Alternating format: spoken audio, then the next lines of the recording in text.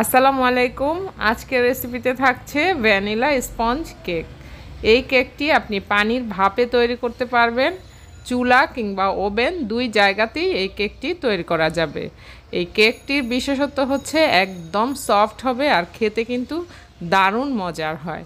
Recipe ভালো লাগলে পেজটিকে ফলো করে চ্যানেলটিকে সাবস্ক্রাইব করে রাখার অনুরোধ রইল।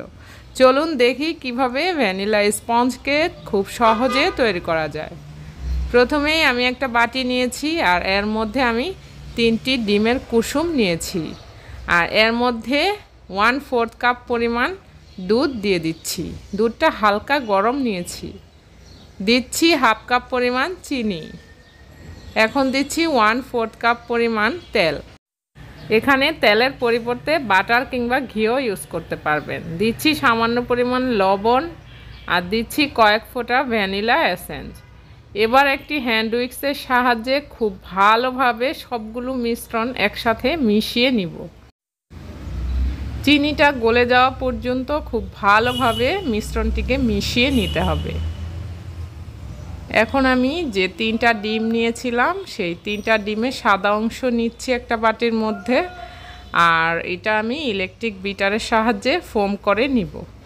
যতক্ষণ না পর্যন্ত এরকম সাদা ফোম হয়ে যাচ্ছে ততক্ষণ পর্যন্ত বিট করে নিতে হবে। তো দেখুন আমার ফোমটা কিন্তু তৈরি হয়ে গেছে। এখন আমি যে ডিম আর দুধের মিশ্রণটা ছিল সেটার সঙ্গে আমি 1 কাপ পরিমাণ ময়দা আর 1 চা চামচ পরিমাণ বেকিং পাউডার দিয়ে একটা চালনির সাহায্যে চেলে নিচ্ছি। অবশ্যই এই ময়দাটাকে চেলে নিতে হবে, এতে করে আপনার যে গুটলি বেঁধে থাকবে না কেকের মধ্যে। তারপর খুব ভালোভাবে আলতোভাবে মিশ্রণটিকে একটা স্প্যাচুলার সাহায্যে মিশিয়ে নিয়েছি। মিশানো হয়ে গেলে এ পর্যায়ে আমি যে ডিমটা ফোম করে রেখেছিলাম সেটা ঢেলে দিচ্ছি। আর খুব আলতোভাবে কিন্তু এই মিশ্রণটিকে মিশিয়ে নিতে হবে যেন এই ফোমটা নষ্ট না হয়ে যায়, এদিকে খেয়াল রেখে খুব হালকাভাবে মিশ্রণটিকে মিশিয়ে নিয়েছি। এখন যে বাটির মধ্যে আমি কেকটাকে বেক করব সেই বাটিটা নিয়েছি আর এর তলায় আমি একটা বাটার পেপার বিছিয়ে দিয়ে তারপর সামান্য একটু তেল ব্রাশ করে দিয়েছি।